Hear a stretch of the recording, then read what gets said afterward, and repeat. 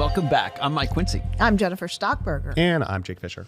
So we have another special edition of Talking Cars. They're all special. They're all special. But this one is especially special because we are going to talk about Consumer Reports' top picks. This is the best of the best, the greatest hits. Use any superlative that you want. But these are the vehicles that rise to the top of our ratings for lots of reasons that we will get into. And the best part, the real reveal here with this podcast is the article is free on consumerreports.org. There you go. So you can go there and dig into all the details and find out everything you want about our top picks. And that kind of, brings us to you, Mr. Jake Fisher. And What, me? How do we get this top? How do we create Consumer Reports top picks? Great question. So first of all, look, there's a lot of different types of superlative vehicles, right? There's Car of the Year and 10 Best and all these different things. And really when we pick our best of the best, right? Our goodest cars, right? That's why I'm the writer guy. We look at, first of all, I think we look at cars differently than other sources. And one of those things are we really consider things like, reliability and safety, which amazingly enough, most of the lists that you see don't really consider these things, right? It's kind of like, hey, I drove the car around, on the press event and it drives nice. 0 to 60 and whatever. Right. How does it do around the Nürburgring or whatever, this minivan, that's really important. So really we look at those things that really consumers tell us that are super important. Safety, reliability, people putting their families in. It's not that important how fast it goes around a racetrack. So it's based on what we call the overall score, which incorporates all those things. And obviously when it comes to, safety, reliability is not, we obviously purchase all these vehicles. It's not how reliable it is for us.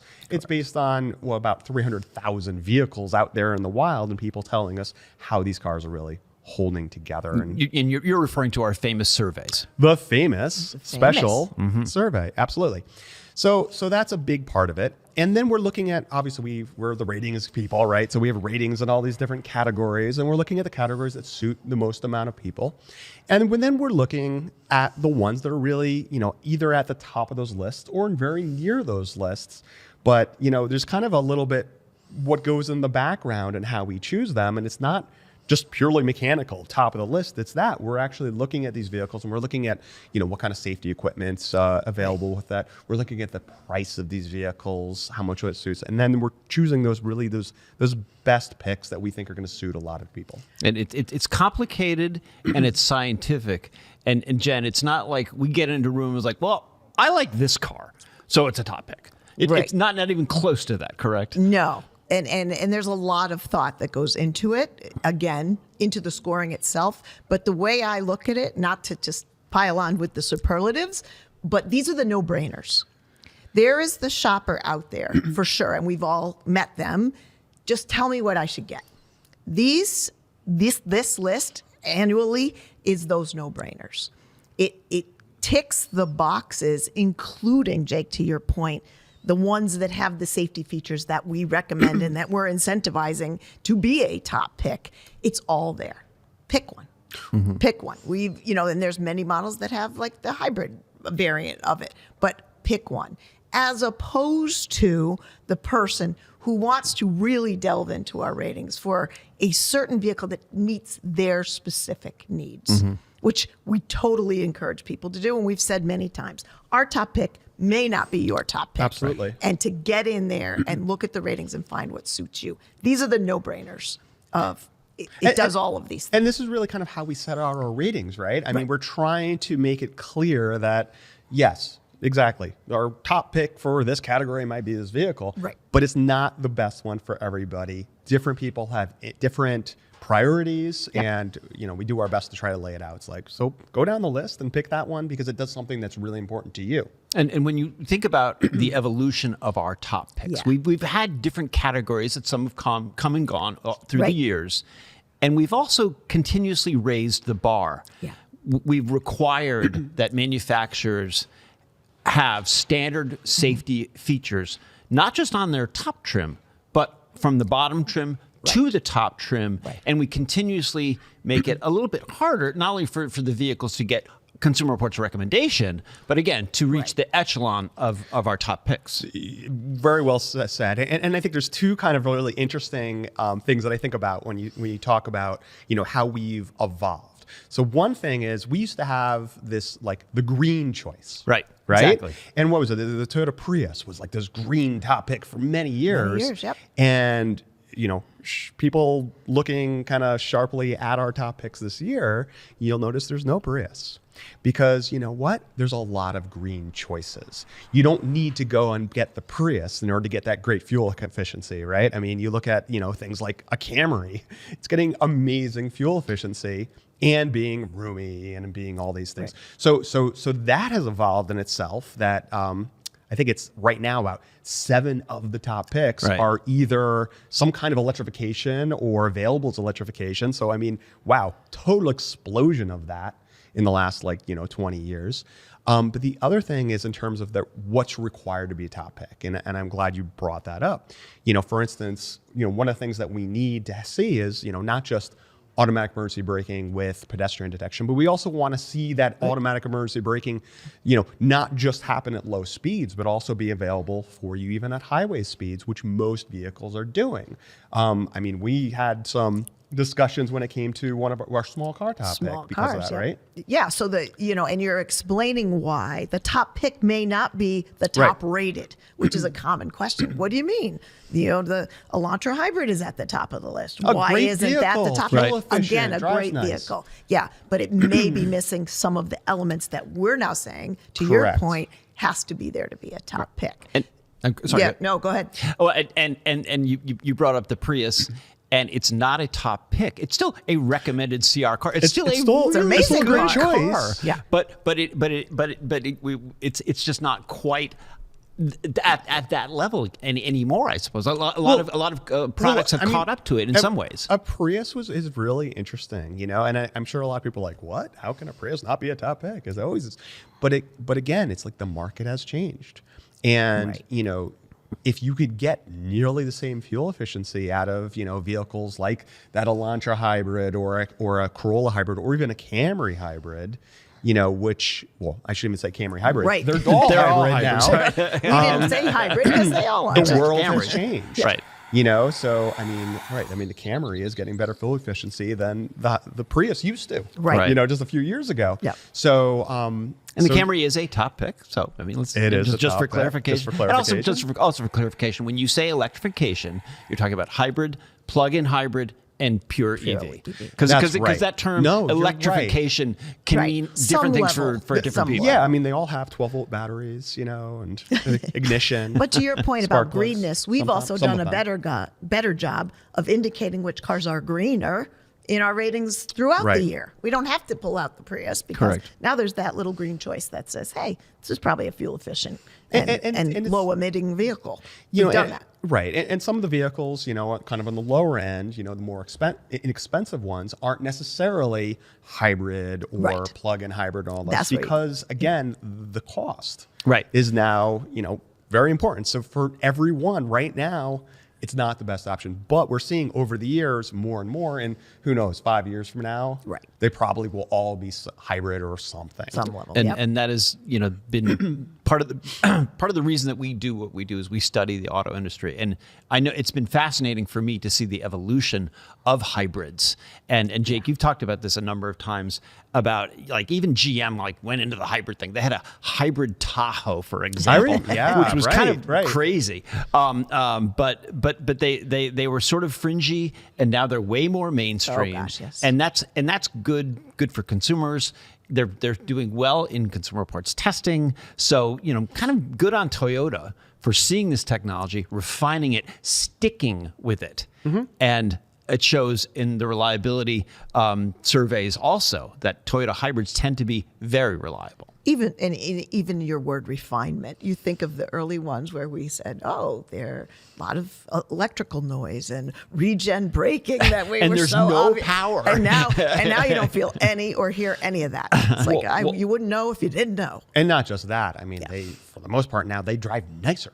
Yes. They yes, went from exactly. like the penalty box Right. to like actually the more refined, quieter, Yep. smoother powertrain, which is awesome. And again, they're being mainstreamed on other manufacturers, not just the Toyota Right. game anymore. I mean, you look at, Ford, Hyundai, Honda, they're really just mainstreaming these hybrids.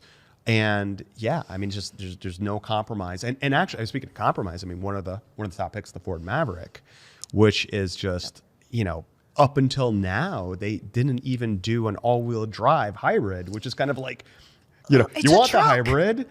Yeah. Really? I got to get front-wheel drive on my pickup truck in order to get the hybrid? And at least they're finally remedying that. Right. So just again, becoming more and more mainstream. Yeah, the Maverick is one of those cars when I think about, it's like, how did Ford do this so successfully? Yeah. And why haven't there been other manufacturers bringing out small, fuel-efficient pickup trucks? Yeah. They're such ahead of the game, and it's just, yeah. I mean, right, exactly. Why aren't we seeing that, that little Toyota pickup truck, that looks like the 80s pickup truck, with a RAV4 underneath it or something like that? I mean, it seems like so many of them could be doing this and making just really useful vehicles. And we all three of us here at the table like to travel and you go especially overseas and you see these Right. small You know trucks, they exist. Yeah. and you wonder are we going to see more of that? So along the lines of electrification, and we have a number of models on the list that are electrified. Cost a fair amount of money. We got a Tesla Model Y. We've got a BMW plug-in X5 as part of our top picks. Big money here. Yeah. But the beauty of Consumer Reports top picks is you don't have to spend a lot to get a car on the list. And we kind of mentioned in passing the Nissan Sentra. Right. It's kind of an interesting story in and of itself. How did the Sentra make the list? Well, you have performance, and we've all said that right along. That the Sentra was a sportier small car. From the minute we tested it, we said, it's kind of zippy and kind of fun. But they also brought along, Jake mentioned it, the highway speed AEB, standard equipment on your $25,000 car. Blind spot warning. Is rear standard. Cross traffic warning. Standard. And again, it's kind of amazing seeing a vehicle at this price, having all that equipment, when again, we routinely see luxury vehicles, vehicles that are so much more expensive without that equipment.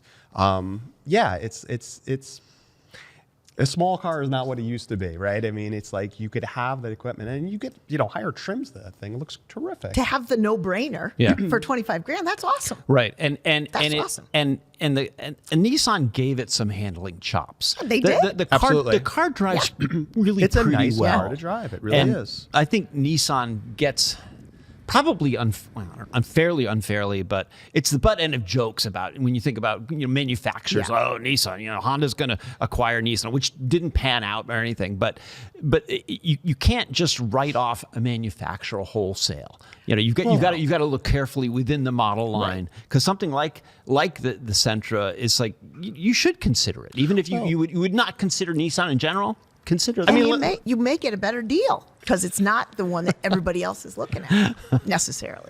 I don't know. What were you going to say? What's the deal with Nissan? So what I wanted to talk about, that was for you, Dave, That was for our producer. But no, but the thing with Nissan is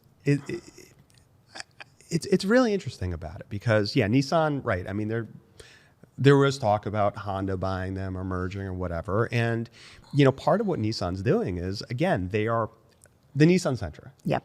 If you want to go and create a vehicle that's going to make you tons and tons of money, it's not a really inexpensive car that's filled with equipment. Right. You're right. So, I mean, kind of like credit for Nissan to produce that vehicle, to have that equipment. I mean, they're really kind of putting their values there by doing that. Now, if you want to go make a whole lot of money, you're going to make a bunch of luxury vehicles that are flashy, right? Or pickup trucks. Or pickup. Which Nissan is also having they're issues also with. having that. But it's like, what's interesting about Nissan, I think part of the reason why I think they are struggling a bit is you look at their higher end vehicles, their Infinities. I mean, again, I'm old. I remember the M35 and the G35. They had some fabulous, amazing luxury cars. That's not what Infiniti is right now. So they're kind of struggling a little bit on the high end, trying to differentiate themselves. But those low end mainstream vehicles are pretty nice. Yeah. Yes. They are. Maybe not as profitable, Yeah. but certainly How many nice. Rogues do you see? So I think they sell really well. yeah. I told you my neighbor has 4 in and- their driveway. 4. and- 4 Rogues. And lined did up. you get like a special deal? I guess. You get 3, you get 1 free? Buy one, get Two- 3. 2 adult age daughters, and well, there's 4 Rogues. in They're there, pretty right? simple. Yeah. Parts are easy to get. Yeah. To get. I mean, Well, Yep. you get an extra. right. Yes. Buy one, get one. And we mentioned profitability and success and all that. A lot of car companies get their money from selling pickup trucks. Yeah. Nissan has had a bear of a time trying to sell their Titan pickup truck, Yeah. which Yeah. generally for other manufacturers would represent big profit centers. Yeah. And the Titan has been miserable. Yeah. The Frontier is okay.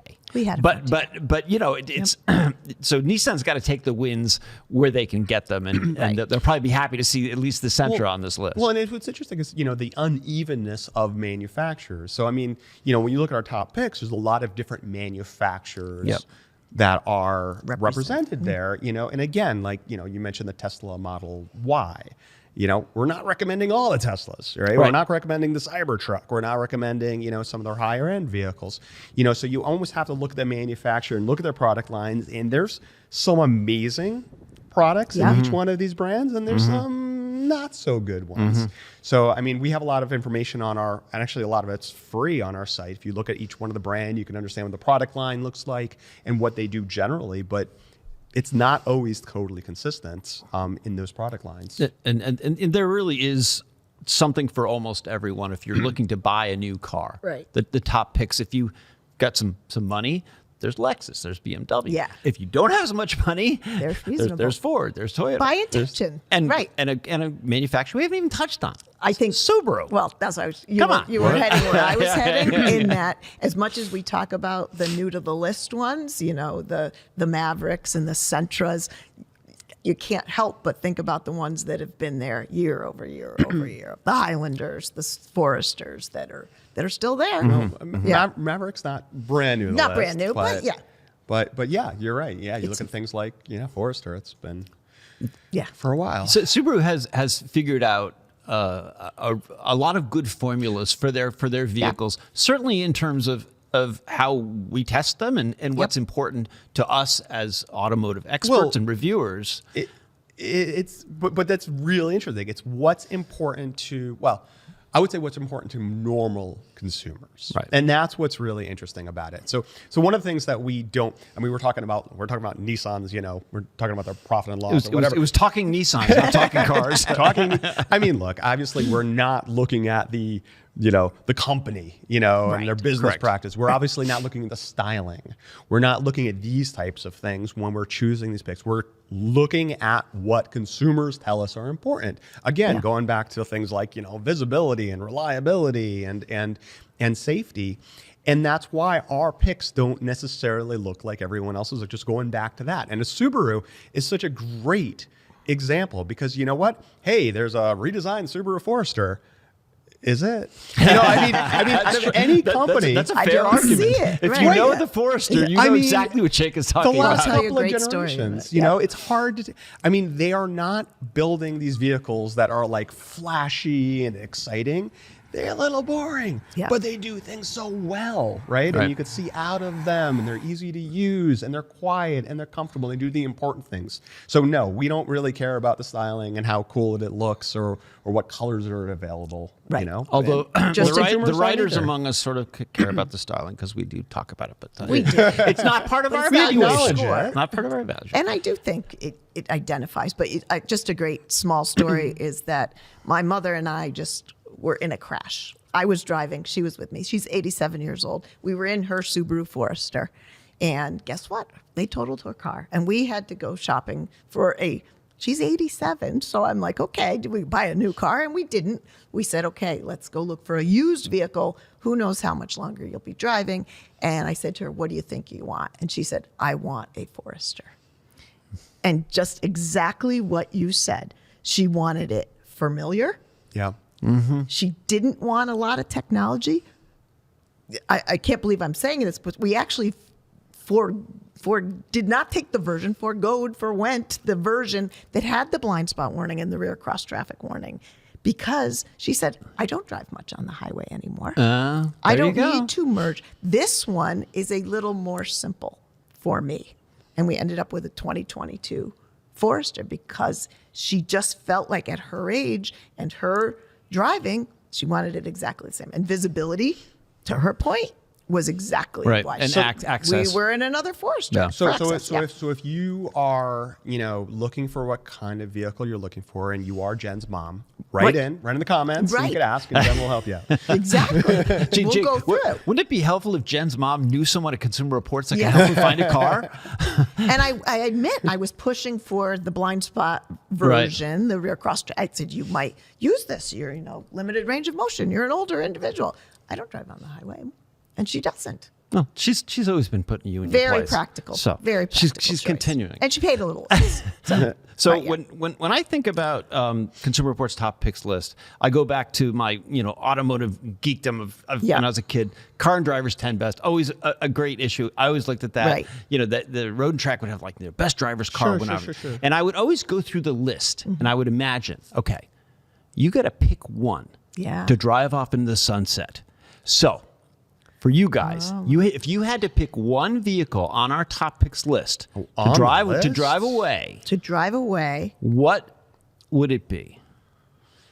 Oh my goodness. This What, is do I have to putting pay us on for the it? I got to spot. put my own money Yeah, do I here, have to or pay you're just for giving it? me any one? Let's say I want the rules here. okay. Let's say price independent. You just get what anyone you want. Oh, I got what would my it be? X5 plug-in hybrid. Okay. Jake's breaking the bank, but that's okay. That vehicle really dazzled a bunch of us, didn't it? It is. Yeah, it's kind of amazing how it does everything. But I mean, again, if I'm putting my own money, I'd probably buy a Maverick hybrid. Okay. I mean, just what a great Swiss Army knife of a vehicle. Right.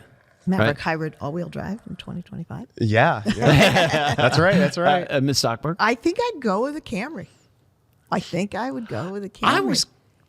I was Yeah. going to bet money. I was going to say. I would was say gonna, Camry. I was going to say you were going to say Subaru. I thought you would say Forester. I swear to God, Yeah. I was like, oh, Jen Subaru is Well, like I'm not my practically. mother's daughter, apparently. Okay. No, she's got one I in would the go with fleet. the Camry. All right, and for me, thanks for asking. Yeah.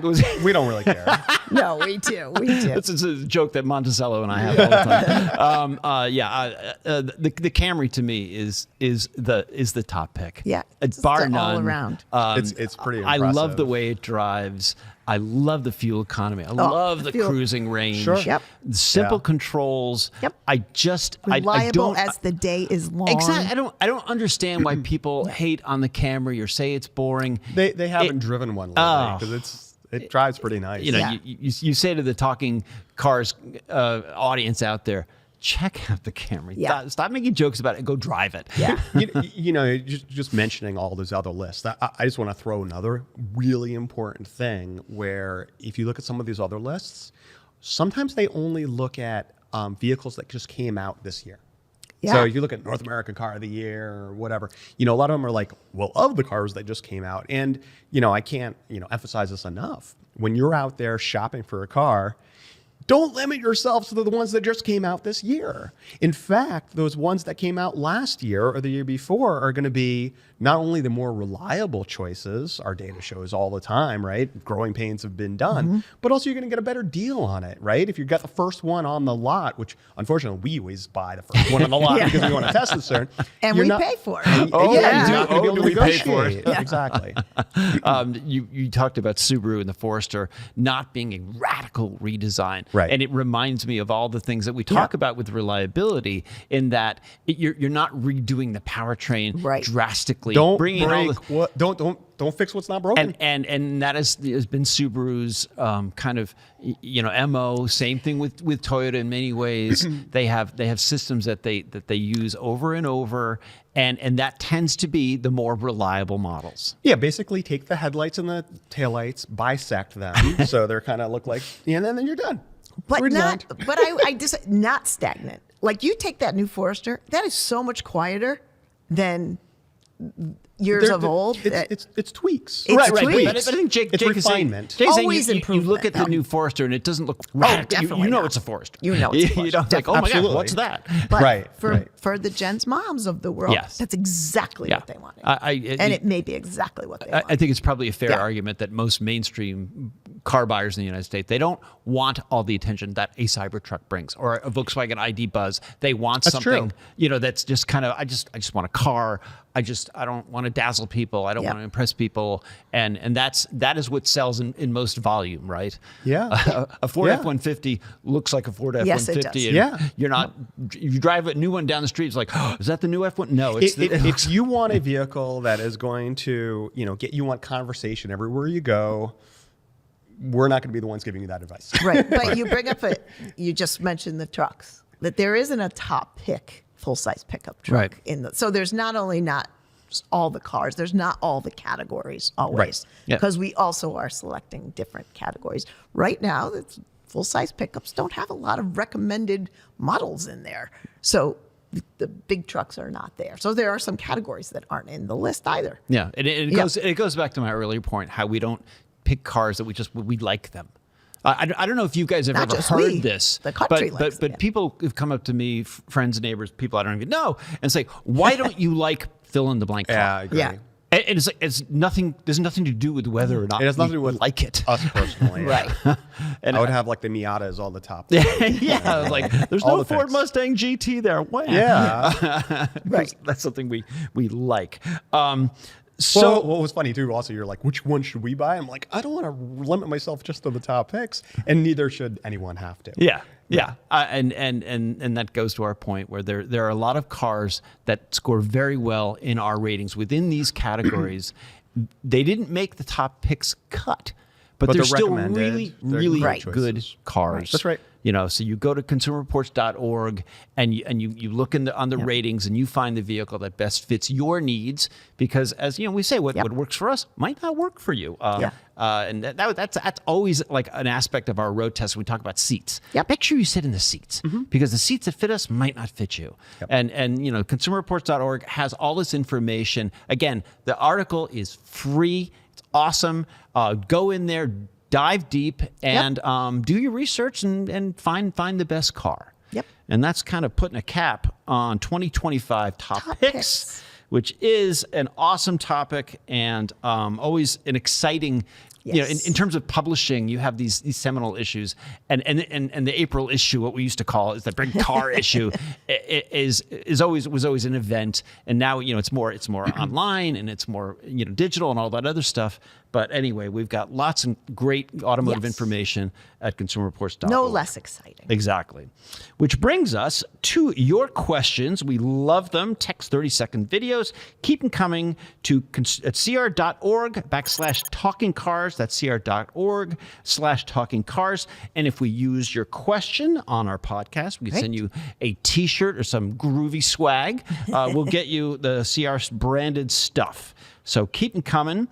First up is Dave from Norfolk, Virginia, who writes, "Sometimes I find it hard to relate to CR's survey results to my personal experience with a vehicle, and a lot harder to use the results in a purchase decision. Some of it is that it's hard to judge the severity of the issue or the ease of the workaround. How do you calibrate the responders? How do you differentiate between an issue that took the vehicle out of service and an issue that needed repair, but the vehicle remained usable?" That is a great question, diving into the hows and whys of our reliability. And Jen, I'm going to turn to you for an answer. Right. And so just let me say to Dave and everybody, we have an amazing team of survey researchers at CR who design the surveys. And they actually try to simplify them as much as they can while still getting the good data. It's about getting the answers, making sure they're as objective as possible, et cetera. So in terms of our reliability survey, which we get a huge response to, and it's extensive. It takes some time to fill out.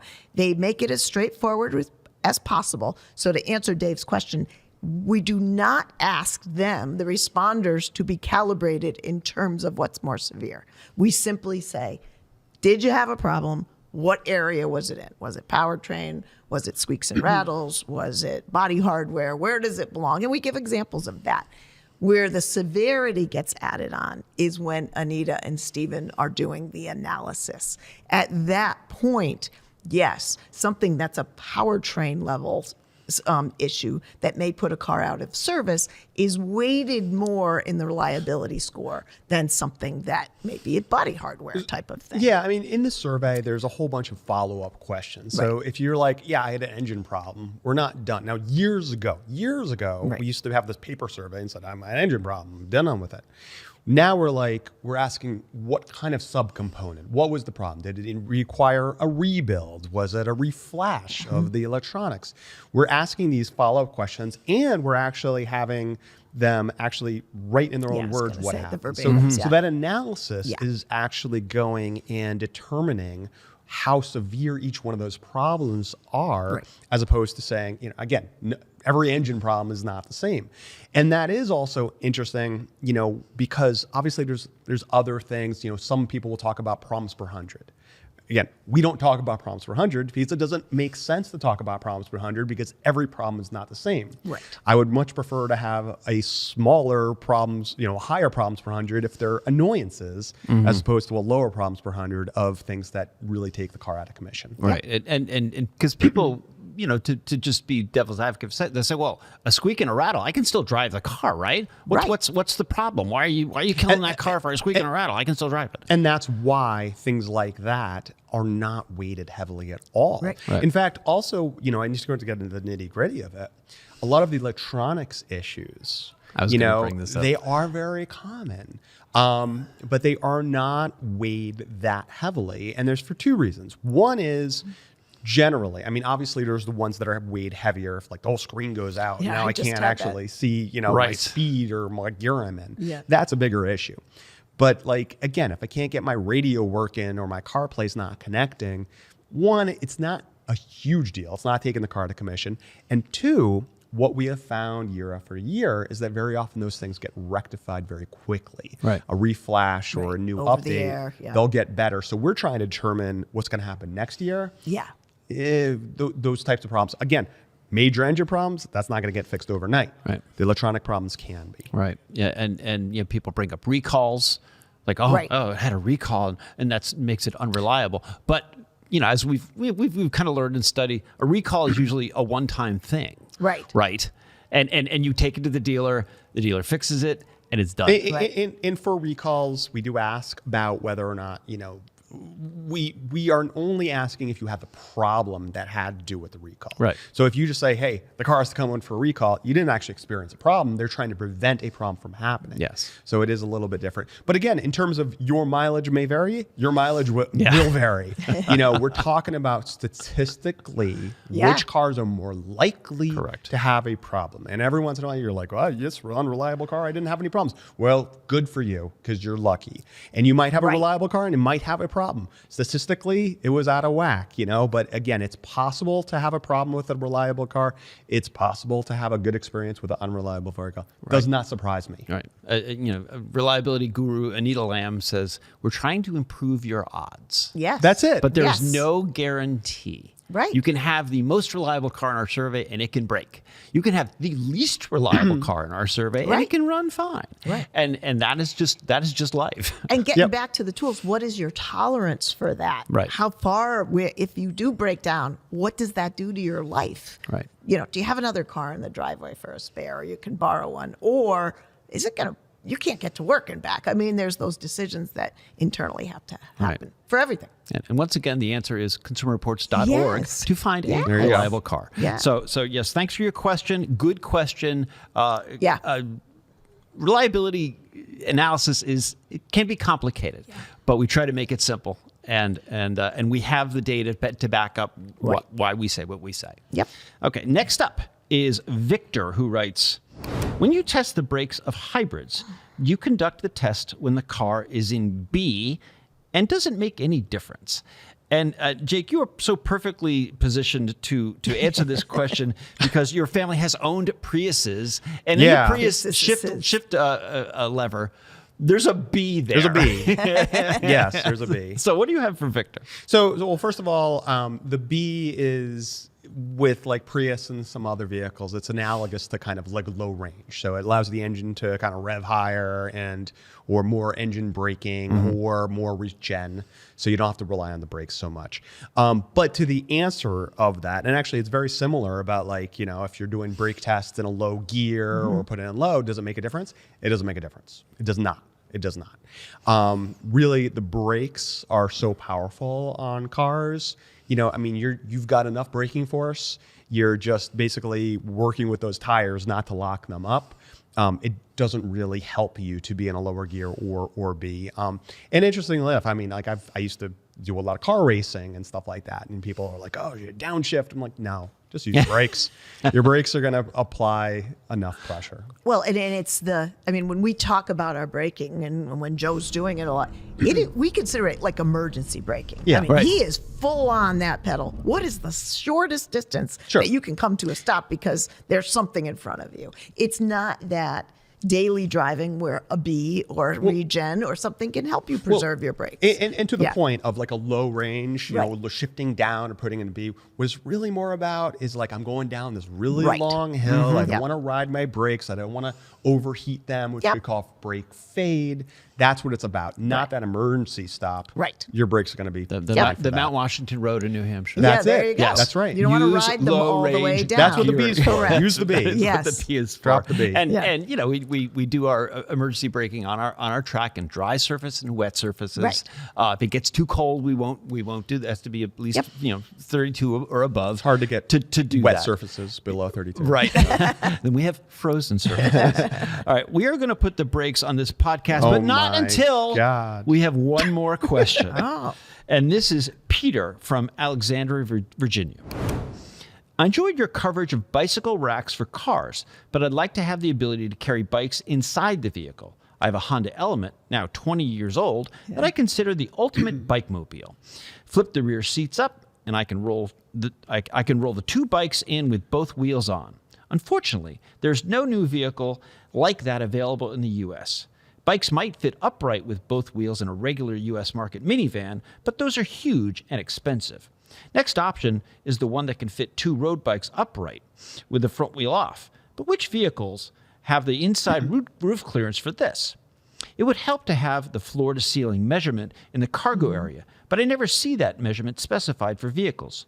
Would Consumer Reports consider adding this measurement to their car reviews? I know dog people would also be interested for dog crates. So Jake, you and I specifically are among many bikers in a Consumer Reports auto test, and you are uniquely qualified to address this. Uniquely qualified. So actually, it's funny you mentioned the Element because I used to do a lot of mountain biking when we had our Element, and that was my car of choice. So I totally agree. For exactly that reason. For the exact same reason. Yeah. And it's too bad there's nothing like that today. I was trying to So what's interesting is you talk about the measurements. So we do actually do these measurements, right? We actually measure. We have I'm going to say MERP.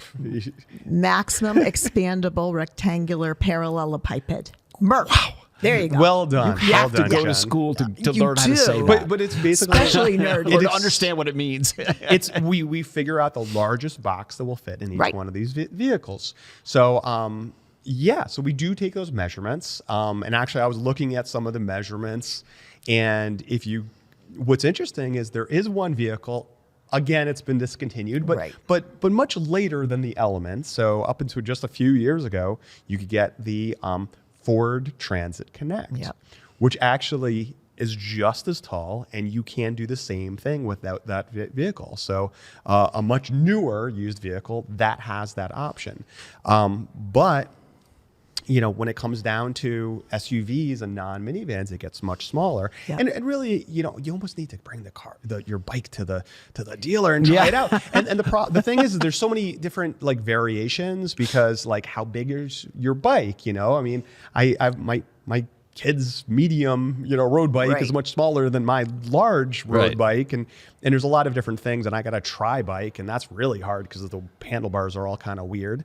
So there's a bunch of different variations. But but it is interesting. So we do take those measurements, and actually, I mean, if anyone's, could let us know in the comments, is this something that, a lot of people would like to see? I mean, look, if you look at our compare and you look at our, ratings results, there's a lot of data there. And sometimes we think it's maybe even a little overwhelming, but I would love to hear from people who are using this.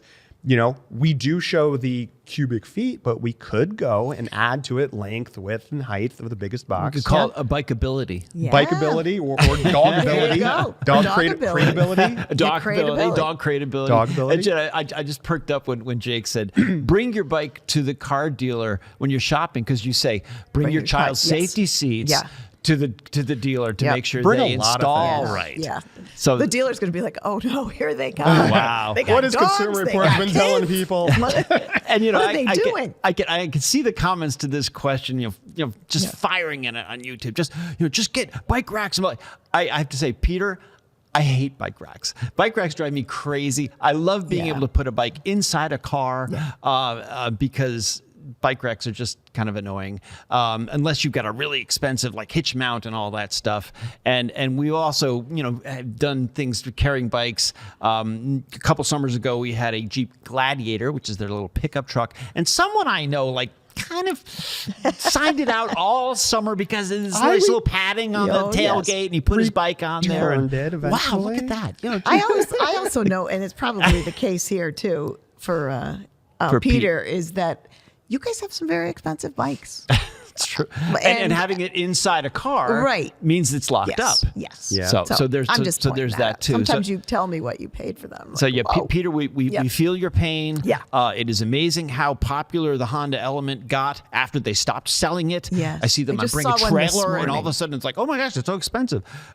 Why didn't you all people buy this when Honda was selling it? Maybe they'd have another generation of Element. Bring back the Element. We'll start a petition. Yeah.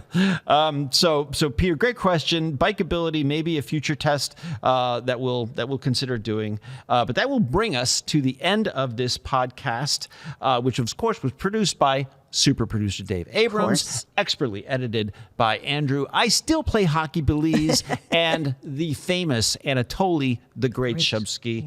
As always, check the show notes for more information on the vehicles and the topics that we discussed. And just a reminder, keep your questions coming. Go to cr.org/talkingcars. Thanks so much for tuning in. We'll see you next time.